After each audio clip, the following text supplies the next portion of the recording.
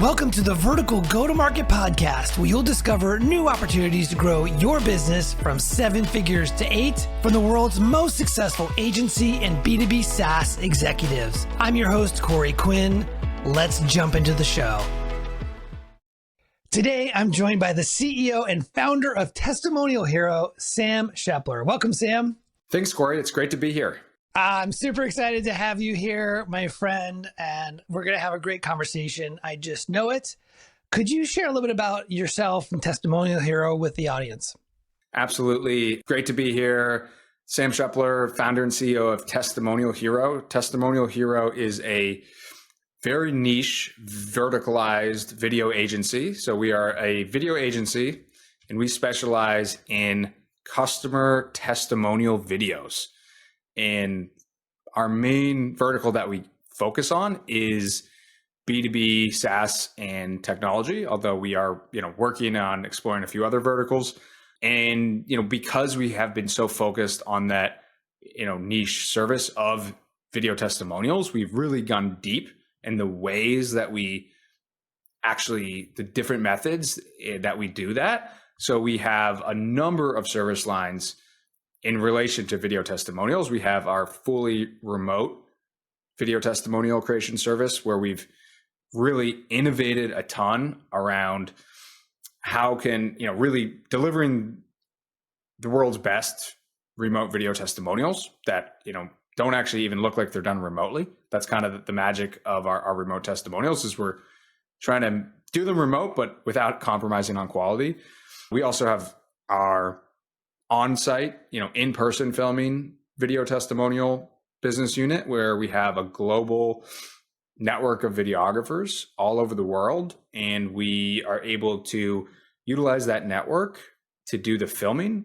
And then, of course, all the editing happens in-house. So we're able to then deliver a service to our clients at a flat rate, like per shoot, no matter if they're in Sweden or if they're filming in Sweden or if they're filming in San Diego.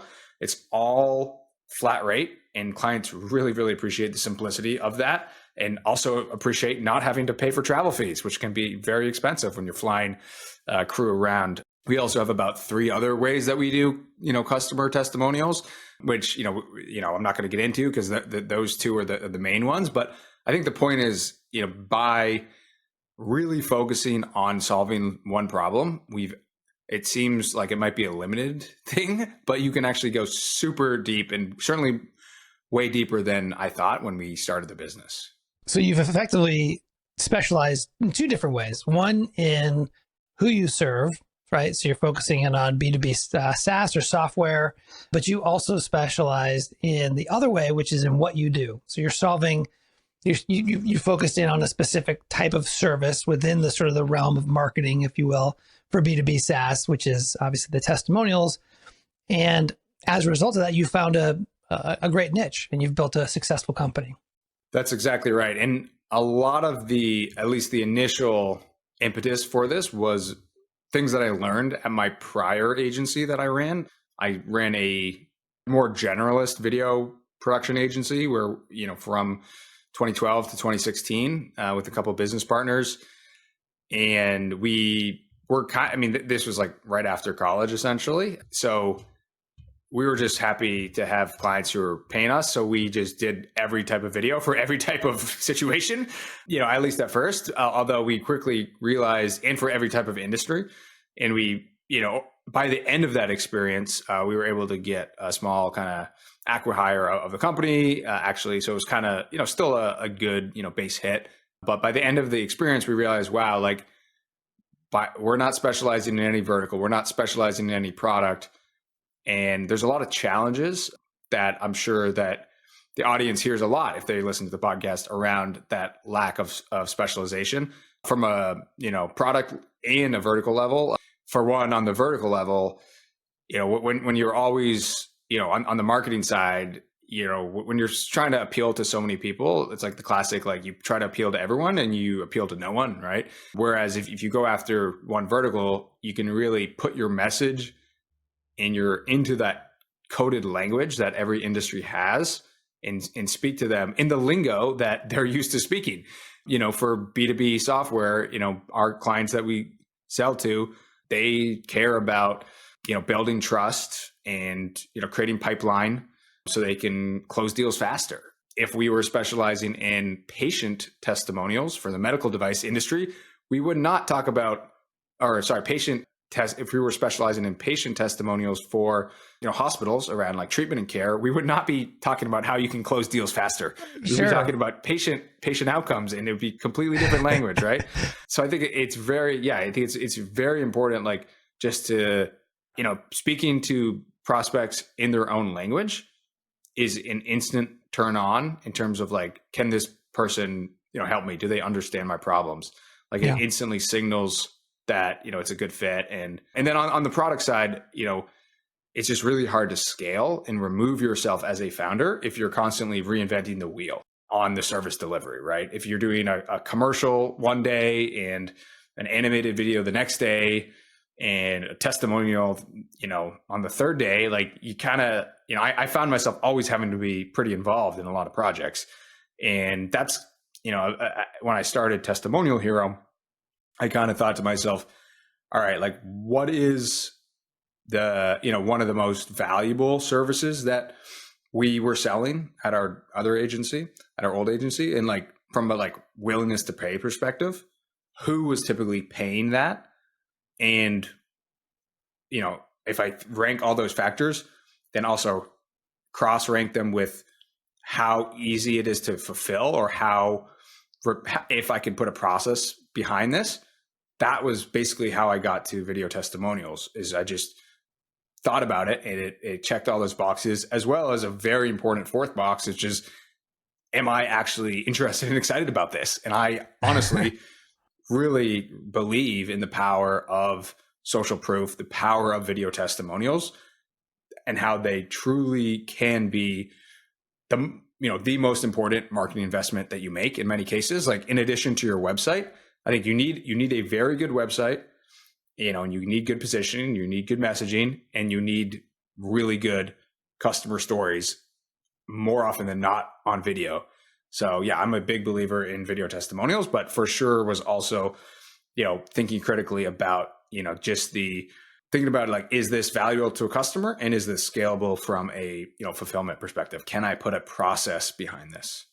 That all makes good sense to me. I think, gosh, there's so many different directions I can go in. So back in 2016, your generalist production company was acquired. Is that effectively what happened? Correct. Yeah. And then what happened? Did you start Testimonial Hero then, or was there a period of time after that before it started? So I worked as part of the agreement on the acquisition. I worked for the acquiring company for about a year.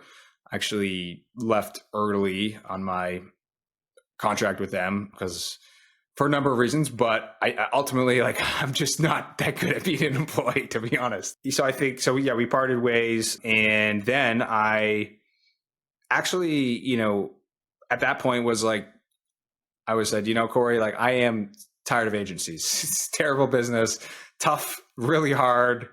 It's just brutal business. I want to do something, scalable. I want to build a software company, because that is what all the venture capitalists say is the key to it's the shiny object, fame. That's how you make headlines in TechCrunch and get. By the way, I have firsthand experience with this at my last company, where the SaaS gods descended on the agency and disrupted a lot of things. So I know exactly what you're talking about. Yes, that's right. So basically, long story short, I spent a year kind of trying to get various software products off the ground. None of them really did get off the ground, which, I learned some stuff and it was fun. And, but eventually because it was a very small acquisition, effectively, like was an acqui-hire, like eventually I did have to pay some bills. Yeah. And that's when I was like, oh, I'll just, do a little agency stuff because I need to pay some bills. I know agency will work. And then it worked better than I thought. And here I am, I guess this is like 5 years later after starting Testimonial Hero. And yeah, we're about 32 people. We're 32 people full time on the team. And yeah, it's been more rewarding than I could have thought, certainly more challenging than I would have thought. As the saying goes, we do this not because it is easy, but because we thought it would be easy. So that's the classic saying. But that's the real one. Yep. And so 5 years in, as you said, 32 people. Let's go back to when you were starting the business, right? At that mark, what was it? 2019, I guess, ish. 2018. Yeah. 2018. And so did you just, at that point, was it intuitively clear that B2B SaaS was the right solution, or did you arrive there over time as far as a focus? Yeah, I think it was pretty intuitively clear to me, thanks to my prior experience with my prior agency. And, I could see that, again, thinking about willingness to pay, like a lot of people want customer testimonial videos. It's such a broadly applicable, valuable thing. There's almost no business that won't benefit from them. But, if you think about, the customer's willingness to pay, that's always a function of the average order value or the lifetime value of your prospect's customer, right? So did you could you talk about define in the context of the people you serve, what does willingness to pay mean specifically? So yeah, great question. So say that I want to sell a on-site in-person video testimonial for when I started out. I think we were doing them around $6,000 or so. Because I need to have a 50% gross margin on that video testimonial because I'm an agency. And if you're an agency, you basically need a 50% gross margin minimum for a lot of things, especially if you want to have money left over to reinvest in marketing your business. You can have less than 50% gross margin and you can have profit, or you can have less than 50% gross margin and have no profit and invest in marketing. But if you don't have at least 50% gross margins, it's going to be very hard to have meaningful profit and invest in marketing and sales to grow the company, right? So, I could talk about this. Even this is something I've become very passionate about because it's a huge blind spot, frankly, for a lot of agency owners. People think net margin is the most important line in the P&L, but net margin is easily fixed. Gross margin is really the most important line in the P&L, because if you don't get it right, it's very hard to magically rearrange it. So point being, to answer your question around willingness to pay, I knew that I would eventually have to hire people, and those people are expensive, and I had to build in those future costs to the video testimonial. I got cost on the videographer's side because we were using local on-site videographers. It cost a few $1,000s to do the filming.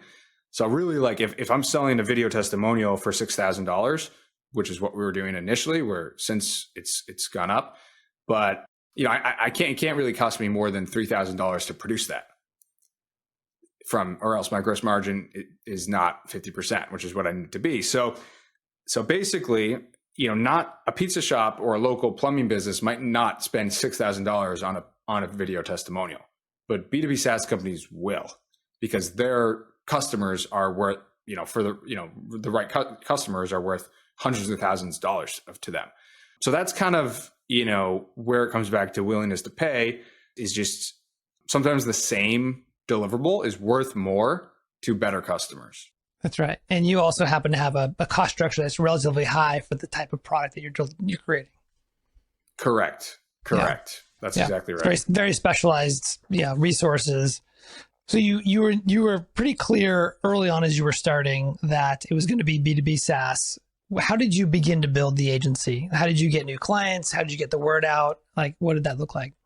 Yeah. So initially I had to kind of pound the pavement a bit. Eventually I think I had a 2-year non-solicitation.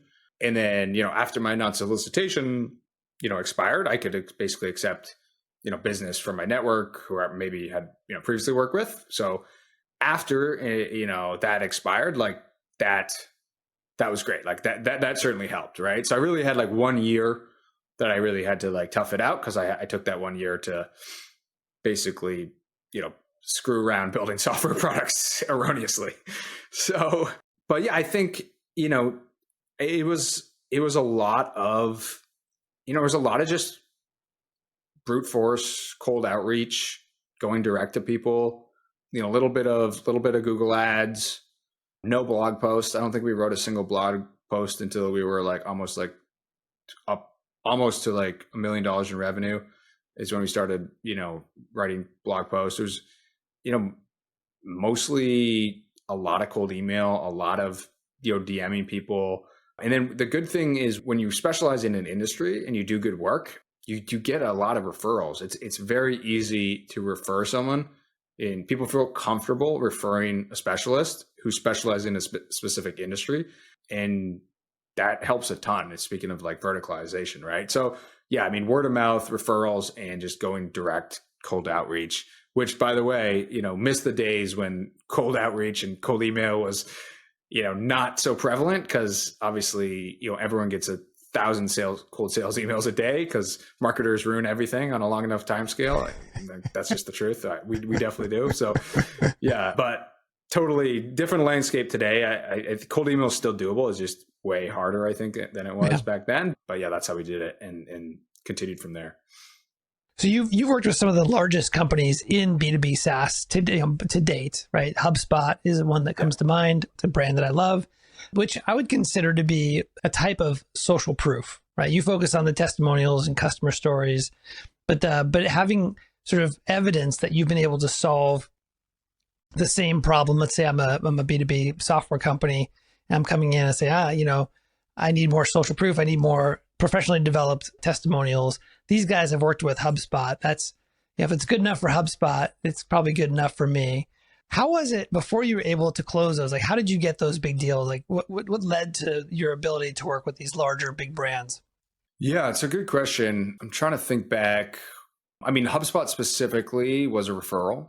So I think that is, and then before that, that was someone that I, networked with, took them out to coffee. They worked at a different company at the time. They eventually went to a bigger company, and it's called UiPath. And then they hired me at UiPath to do testimonials for them. And then UiPath being another big company, they also referred me to HubSpot. And yeah, so, just again, it all started. And since then, I mean, I've become close friends with a guy that, eventually that brought me on to UiPath and eventually to other companies. So like, I think it's just, but it basically, it all came from just, not being afraid to shoot someone a message and say, hey, like, and this, I admire what you're doing. You look like you're up to some cool stuff. This is a little bit about me. Like, would you be down to grab some coffee? I'm sure we'd have a lot to chat about. And so I think that just kind of established the relationship. And I didn't do it intentionally. I didn't do it intentionally because I knew this would work out like that. But I think the idea is like, it's just like the harder you work, the luckier you get, or like the more you put in action, the luckier you get. So that's kind of, that specific thing, how that worked. For other companies like DocuSign and Intercom that we work with, honestly, they probably came to us via like just our other marketing campaigns that we run, or came inbound. Once, like, those are more recent relatively, like, and who knows, maybe they saw, like, because I've been pretty much out of the sales function too. So like, that's why I don't know for sure. Like, I've been able to, coming back to productizing and building a process, like removing yourself, working on the business, not in the business. Like, other than the HubSpot deal, like, I didn't sell those other deals. So I actually, I'd have to check, but yeah, I'm pretty sure they just kind of like came to us, and we were able to close them. Because again, we have the evidence, we have the customer stories, we have the niche specialization in what we're doing. So yeah, I think it's just a kind of a snowball effect. When did you hire your first salesperson? So we hired our first salesperson in 2019, November of 2019. So, and he's still with us today. He was, I think, the third employee. third employee, other than myself. So it was myself, then we hired awesome person to lead, the kind of creative fulfillment and delivery. Like that's what I always say is like, at least in my experience is like, it's really important to get out of delivery first and foremost, like fulfillment or delivery of the service, whatever you want to call it. And then we hired an ops person, kind of jack of all trades generalist, who's again, still with us today, incredibly important individual. And now is actually the GM of the entire company, kind of runs the whole day-to-day business, owns the P&L. It's the second hire still with us. And then the third hire was our account executive, who's also still with us from 2019. So yeah, happy to take that any way you want. But yeah, that's the answer. I think, hiring your first salesperson is always a big milestone for agency owners, especially earlier on. And I was curious, like what was happening in your business specifically that told you, hey, this is the right time to invest? I know you were trying to get out of operations, probably get out of sales, focus more on the meta side of the business, but what was happening? Like what told you it was the right time to invest in a salesperson? Yeah, it's a good question. I think, one, I didn't feel like it was that risky. It's also because we had a pretty aggressively weighted incentive-based comp plan, and we hired someone in Canada. So it's a bit cheaper than hiring like someone in the US. And we hired someone from like a sales background, but like not someone who was working at like a venture funded startup who's used to venture funded prices, right? And, salaries, like not someone who's used to venture funded salaries. So I think like you can find like when you're an agency and a bootstrapped agency, like you can't compromise on actual talent, but you need to sometimes hire talent from less traditional perhaps sources, right? You can't just like hire X, Uber, X Salesforce people, because like you're not going to be able to compete. You're probably not going to be able to compete unless if you're bootstrapped, right? If you have, if you've did like a private equity recap, maybe, you can, and that can be great, if you have that, but that wasn't the case for us. So yeah. And what kind of drove it is like, I probably just was getting like overwhelmed, and, honestly, like, I think I probably did it like too early, but it worked out really well in my situation. But the reason that it did was we had, at that time, we had a really simple, we sold one product. We sold video testimonials and just the on-site testimonials. Right. Like, so it was really pretty simple transactional sale. How many video testimonials do you want to buy? Here's the questions around pricing, why you guys, like, why, what makes you different? Like, so I think like your ability to bring on a salesperson successfully is directly also correlated to how differentiated you are, where your position in the market is. Like, and we were very differentiated, and no one was really doing what we were doing at the time, especially. And so I just kind of felt like, look, the sale's not that complicated. I might as well try bringing on someone. And I put the guy in. One day I was too busy to show up for a call. I was like, you know what? You just take the call. Like, he shadowed me for a few calls, like probably most of them. And then one day I was like, all right, you just take this one. Like, I can't be bothered to hop on this call today. It's whatever. Don't remember what was happening, but I was just like, I just can't be asked to do this at the moment. And he just did it, and he did a good enough job, and the deal eventually closed. And yeah, he closed the deal. We signed up in November and mid-November, and he closed the deal before the end of the year. So yeah, he closed his first deal. He closed. Good for him. That's awesome. So your product is sort of naturally productized, right? Because you're selling a fixed scope and a fixed number ahead of time. But how did you approach productizing your business and your product? You mentioned about the gross margin or the gross revenue. Yep. Yeah. So it's a great question about how I think about productizing, how I think about productized services. And very early on, I definitely sort of drank the Kool-Aid around like productized services. And like my whole idea was like, okay, my agency was challenging. I'm going to start a productized service because everyone says this is like the secret to like solving all these problems, that you run into with agencies, right? And actually it did solve a few of them, right? Like it allowed me to remove myself from the business, relatively much earlier. It allowed me to hire a salesperson much earlier than I normally would have. I think it allowed us to grow faster and, fulfill faster and, all of these things, I think. But I'm not obsessed with like the identity of like, oh, I run a productized service or I, run an agency, because it's all, to me, it's just like there are benefits to being productized. There are also benefits to being less productized.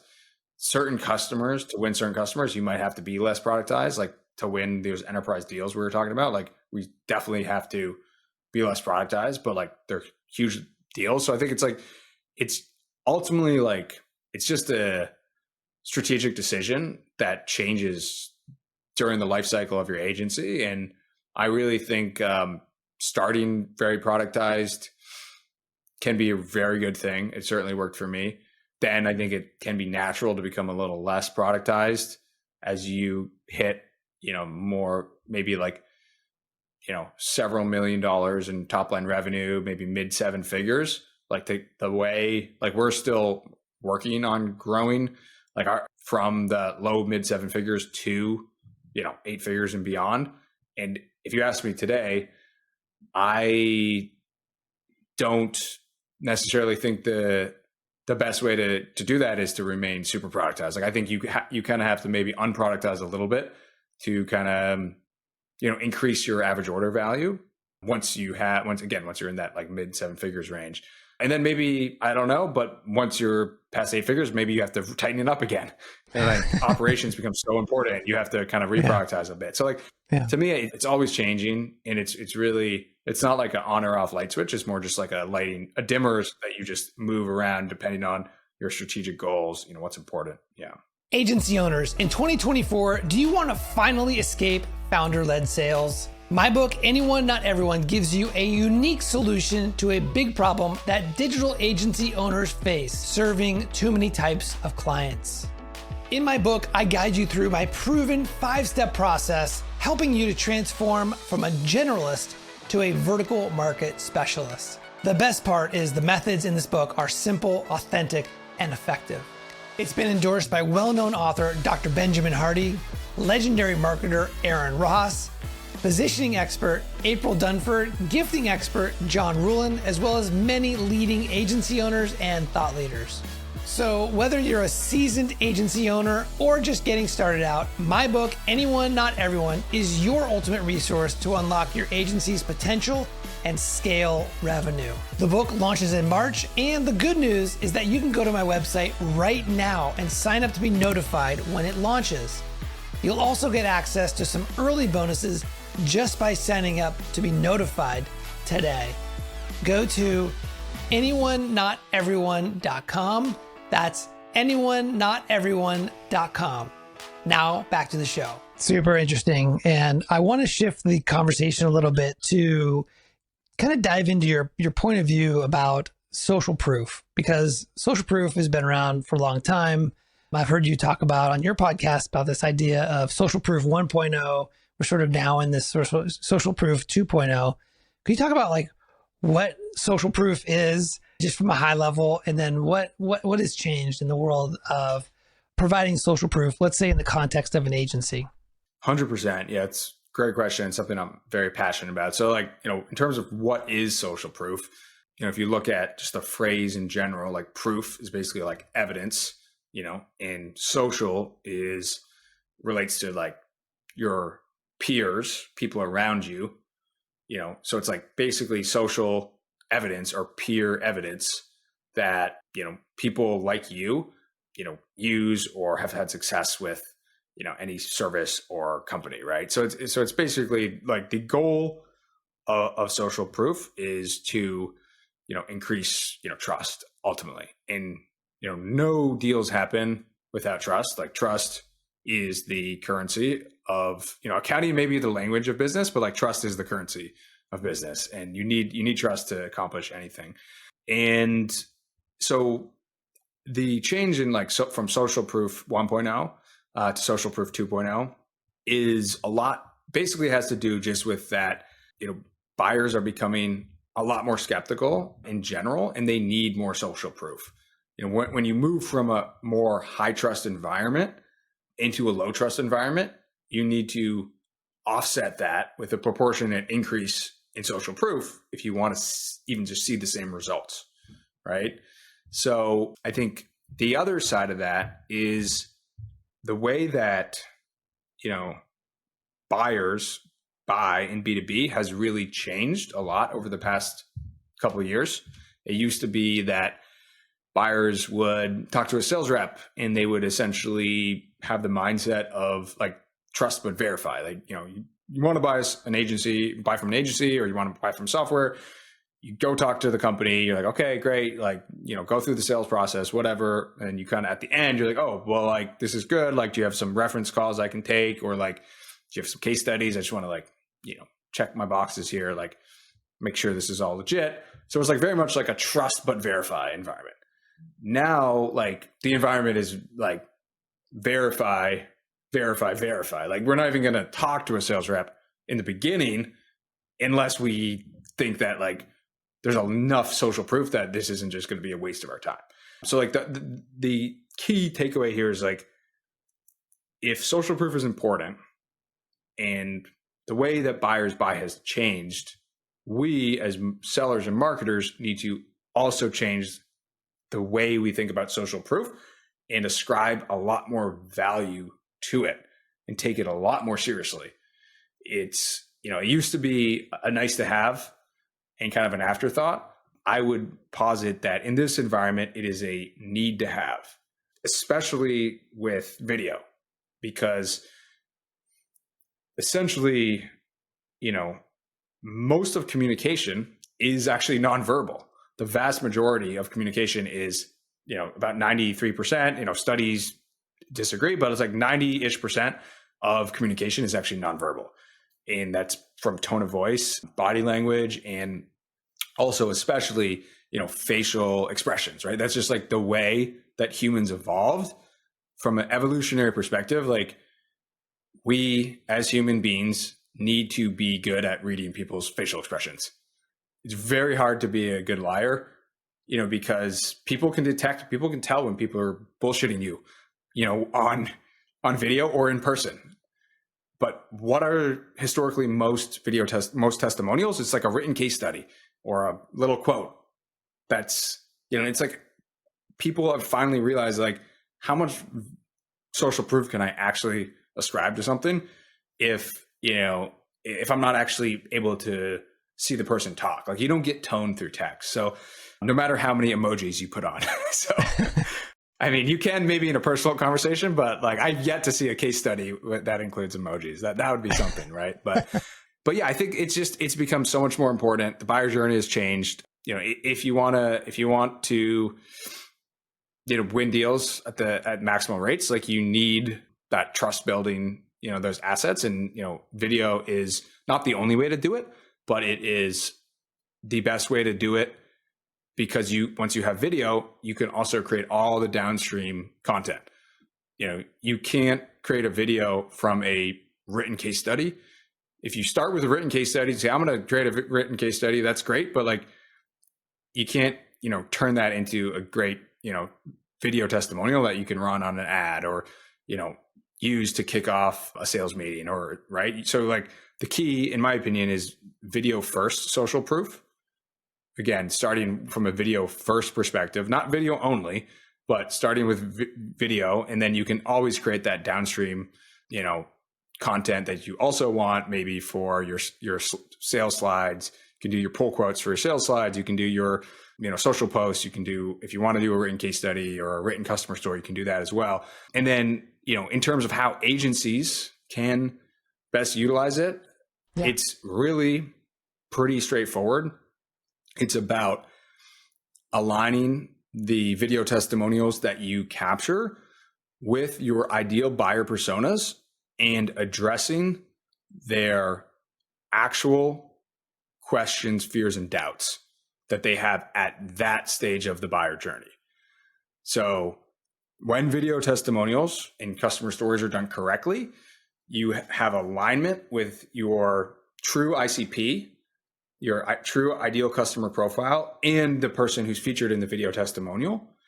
And you have alignment with, what are the questions, fears, or doubts that your buyer will have, and can we get, this person who's just like them in terms of their role that they trust, because that's a key part of social proof, is like we trust the opinions of people who we feel like are kind of in our shoes, right? So that's the key for that alignment perspective.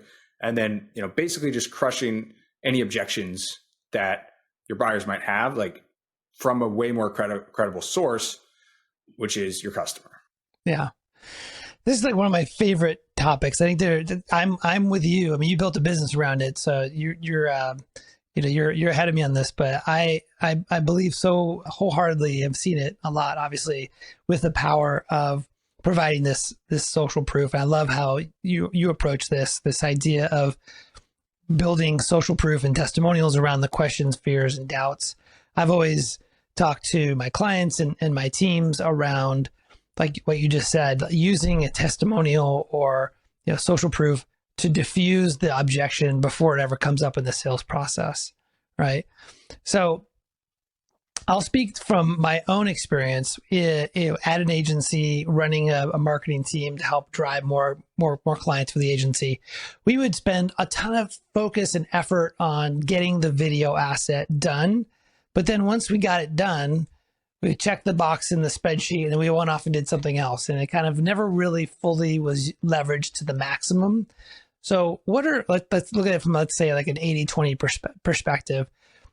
What is the 20% of places or opportunities an agency can use a video testimonial in their entire sort of prospective client's buying journey? Like, where should they focus? Yeah, it's a great question. So there's a couple different ways to think of it. And first, I would say best practices is not to take a one-size-fits-all approach. And best practices is to create multiple versions of the video, right? So it's like you're probably going to get a 30-minute-ish interview with your customer. So there'll be a few different options there for some stories. And you want to think about, how can I create the main video, we'll call that the core video, that's going to be more of the one size fits all that's going to be on your website. And I think first things first, Corey, is like most people think that for some reason they can't put like their video testimonials on their homepage, and they have to like bury them or hide them somewhere on their site in their CMS. It's like, filter this, like filter to video, like good luck ever finding it. Like, so I think, at a minimum, it's like put it on your homepage or put it right off a page in your nav bar, like a customer's page. Like it should only take someone, 0 to 1 click to easily find your video testimonials. Like that is the first thing. Like, and like anyone coming to your site and having a normal browsing pattern should just naturally, run into them and have the opportunity to watch them. That also, means that you have to have a good thumbnail and think about how you implement them correctly, right? And make it very clickable. So making sure that you take a smart approach on the website, on your marketing site, that's like, first and foremost. Secondly, making sure that the sales team is, or you, if you're the founder and you are doing the sales yourself, is using them in every single situation. I don't mean most situations, I mean every single situation. Sending them before a call, probably sending them after the call, because when you get on the call, you're like, oh, by the way, did you get a chance, just so I know, did you watch that video testimonial from such and such? And they're like, oh yeah, I saw it, but I didn't. I mean, I saw you send it. I haven't watched it yet. Okay. And then, no worries. Great. And then you follow up with it after the call, like making sure that is, you need to follow up until they watched it. Right. And, most people just a lot of times just, don't even use it in the follow up. Right. Or if you have a larger sales team, they might forget about it, or not even know that it exists, or not know that they have a specific video testimonial for that use case or vertical, right? So I think, so that's one thing. And we're just talking strictly with like the core typical one size fits all video.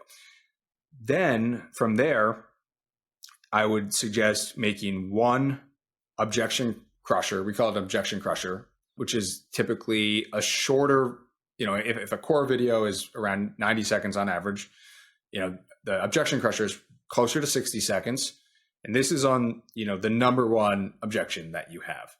So this, if you have it, is one of the ones that you send after the sales call, after, you've surfaced the objection, and be like, oh, by the way, how we talked about this, I mentioned that, a lot of people feel this way, or felt that way, but after, doing XYZ, now they feel this way. And you can say like, by the way, here's an example of that topic we were talking about, how customer X, who's also in your industry, here's how they think about, ROI, or here's how they think about the cost of inaction, or whatever. So, having those specialty objection crushers. And then last but not least, making sure you have a shorter version of the testimonial for social and or ads. Now it used to be like 5 years ago, like things were distributed on, it was like blog, written, and blog. Now I'd argue it's like things are distributed as video on social. So, the way that algorithms on social, especially on LinkedIn, are favorite video is significant. And, you want to be, sending a shorter, more direct, version of your main video there. You don't, it's fine to post a 90-second video on LinkedIn. It's not going to crush it though. Like you're better off with a 30 to 45-second version on LinkedIn. That's a little more high level. And then you can also, run that as an ad, or even if you want to get super fancy, make like a 15 or 30-second true ad version cut down. I guess that's maybe not the 80-20, but that's like the 101 and 201. Okay. The 80-20 would be make sure you have a good website implementation, and make sure your sales reps are using it after every single call, before and after every single call. Yeah. I love this practical advice. Looking back now, after 5 years now in this business, what advice would you have to agency owners who maybe are struggling with scaling? It's a great question. Man, I wish we had another hour to talk about this. I know we are running short. Part two.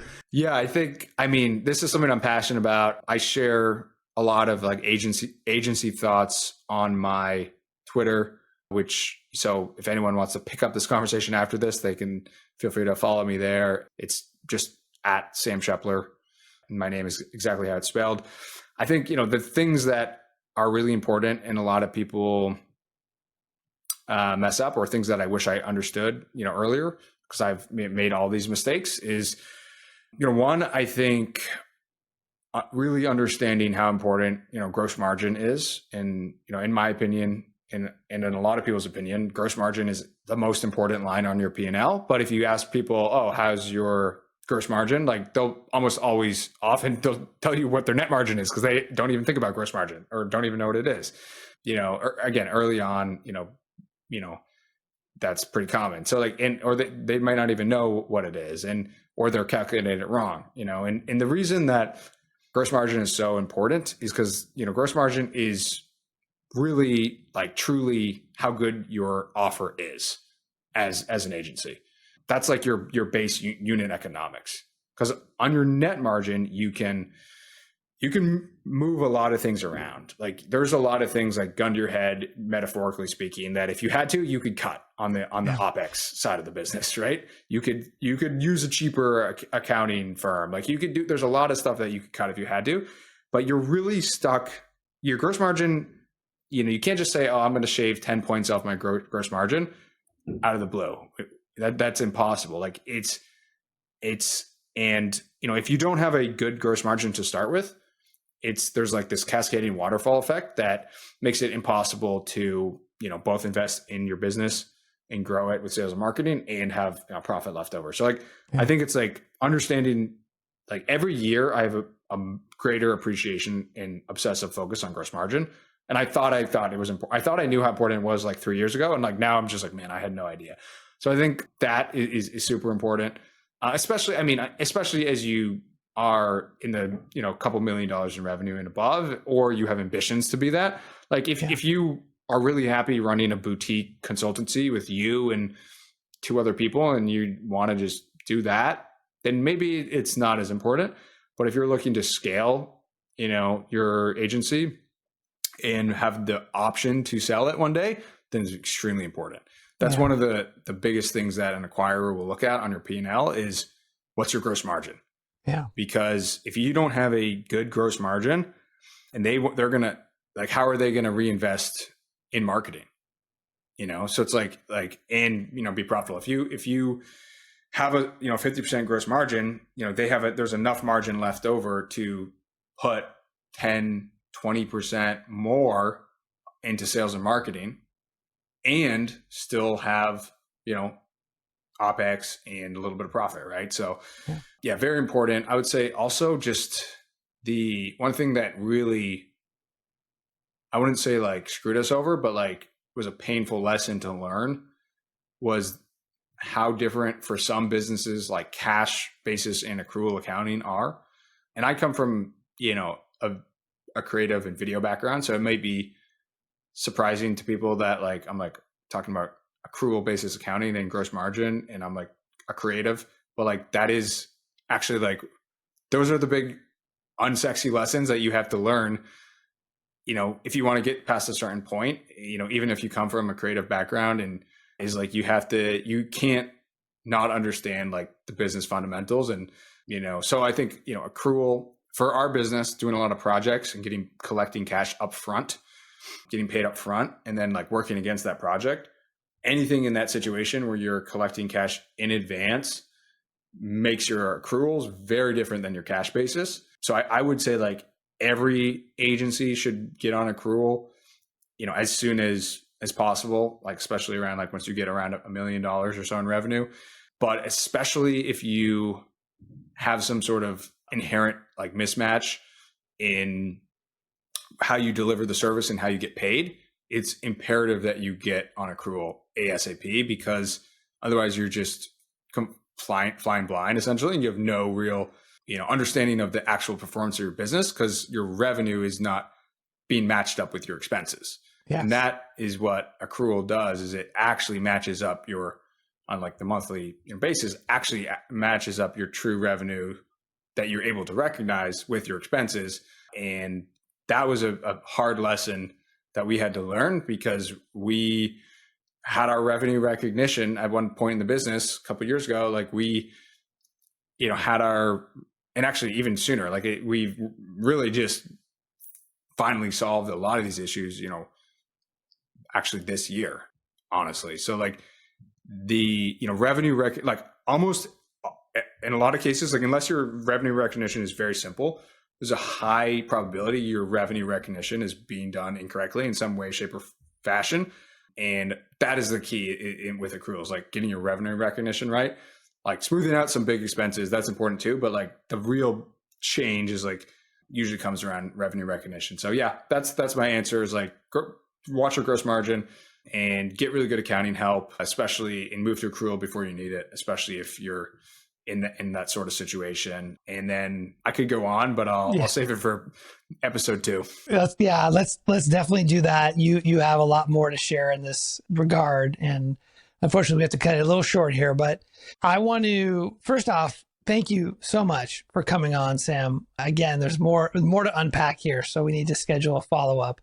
But yeah, your story and your journey and sharing it here has been really helpful for myself and the audience, as well as getting a peek into your point of view around social proof, which is one of the most powerful levers you have in marketing. So thank you again for coming on. My pleasure, Corey. And I will say thank you for everything you do. It's truly, honestly, a gift that you take the time to put out, share all your hard-won knowledge that you've learned over the years. And I really appreciate everything that you do, and listening to your podcast, reading your newsletter. Obviously, we've all also worked together. You've given me some incredible coaching value, and I really appreciate that. So thank you for everything that you do as well for the community and agency owners. Oh, thanks for saying that, Sam. Where can people reach out to you if they want to follow up? Is that just reach out via Twitter or X, or is there another place you'd recommend? Yeah, absolutely. If you're interested in, Testimonial Hero, it's testimonialhero.com. If you want to hear my agency rants, X, Twitter, whatever the kids call it these days, that's great. It's just at Sam Shepler. Shepler is Shepler. And then I'm pretty active on LinkedIn on the social proof stuff. I rant about social proof on LinkedIn, and I rant about agency life on Twitter. So that's kind of, what you'll expect if you follow me there. Got it. Got our bases covered there. Okay. Thanks so much for joining, Sam. We'll talk soon. Perfect. Thanks so much, Corey. All right, folks, that's it for today. I'm Corey Quinn, and I hope you join me again next time for the Vertical Go-to-Market Podcast. If you receive value from this show, I would love a 5-star rating and review on Apple Podcasts. Thanks, and we'll see you soon.